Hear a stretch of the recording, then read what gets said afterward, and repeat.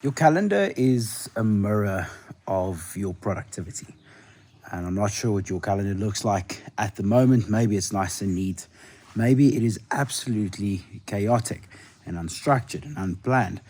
And what I've found personally from my own calendar is that when I start feeling overwhelmed, that's usually the place where that chaos is mirrored. So a couple of years back, before I straightened everything out and my productivity and my systems were in place, my calendar was an absolute mess. I would have back to back to back meetings. I'd be double booked, sometimes even triple booked. A lot of times these meetings wouldn't even be in my calendar, and I'd just have people knocking on the door saying, "Hi, we're here for the 2 o'clock," while someone else is waiting for the 2 o'clock while I'm still busy with the 12 o'clock. And it is actually scary to have a calendar like that, because you realize how little control you have over your day. Now, if I look at my calendar now, it is nice and planned out. I've got sessions for deep work where I know exactly what I'm working on.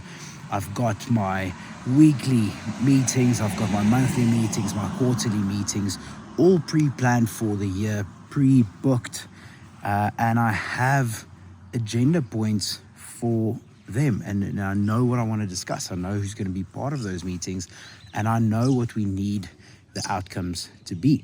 If I zoom that out further, these sessions are aligned with our core objectives for the coming year.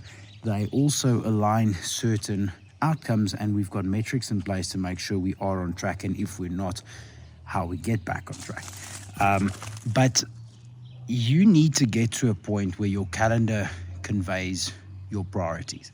And I would say the first starting point, this is actually what I did way back before everything was completely well organized. I would look at my calendar and I would do one of three things.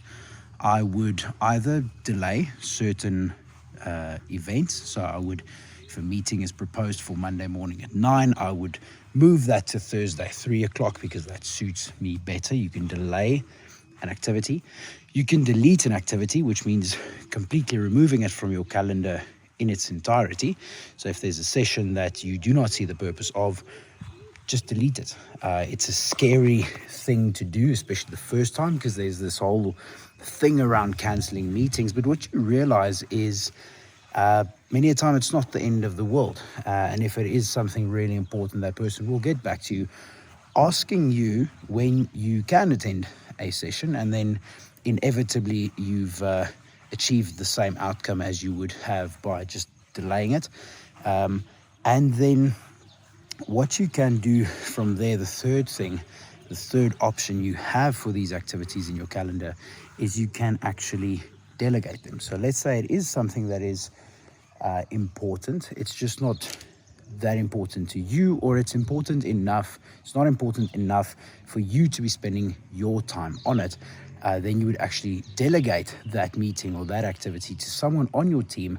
And what I found here is just having a proper set of minutes and an agenda and action points that you receive from that person afterwards is actually going to save you the time. It's going to keep you updated, and you are going to be able to provide then your inputs in a format that saves you a hell of a lot of time and doesn't waste your time in actually having to sit through those meetings. But the important thing is that you align your calendar with your priorities, that you align your calendar with that which is important to you. Now, I've done many videos on this before. I'll actually link them at the end of the video and in the description box as well. But if you want to truly align your calendar with your strategic objectives, I would propose that you use the monthly planner. Now, the monthly planner is basically a zoomed out view of your month. So you'll see your month, the various weeks and the days within those weeks. And you will then start by looking at your objectives first and say, week 1, I'd like to get this done. So it fits into week 1, day 1, day 2, day 3, day 4, and henceforth you will then start scheduling activities or sub-activities to be able to get to the larger objective, and you'll follow that on a week 1, week 2, week 3, week 4 basis, which at the end of the month gets you to the objective that you would like to achieve.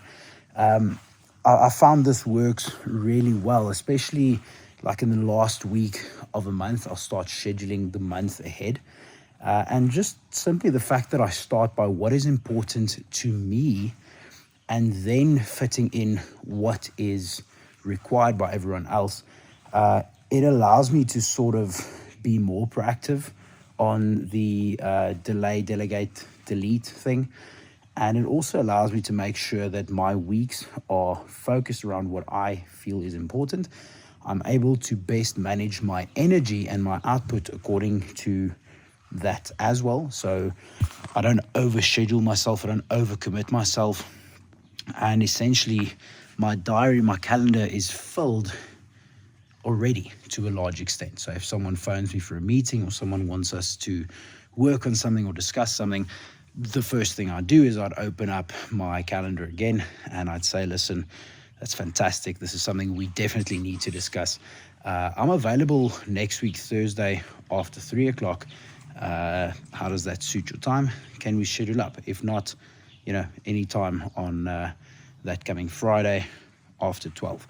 So it just gives you a much clearer image of your month itself, and it allows you to actually prioritize your energy and your objectives first. So essentially saying no to things that are important to other people allows you to start saying yes to the things that are important to you. Now this is a longer term journey. It's not something you just do some random Tuesday and now your calendar is aligned and everything works perfectly. But if you start by implementing the right principles to your week, to your calendar, to your month, you will start noticing that you start working on the right things, the things that drive the needle on growth for you. You'll start noticing that you actually start hitting your objectives. And from there, you can start working on the things that are important to other people as well. So I really do hope you found value from this video. And if you are interested in watching a video about my whole productivity stack, which is essentially my monthly tracker, my weekly review, and then my daily to-do list, then go and check out this video next.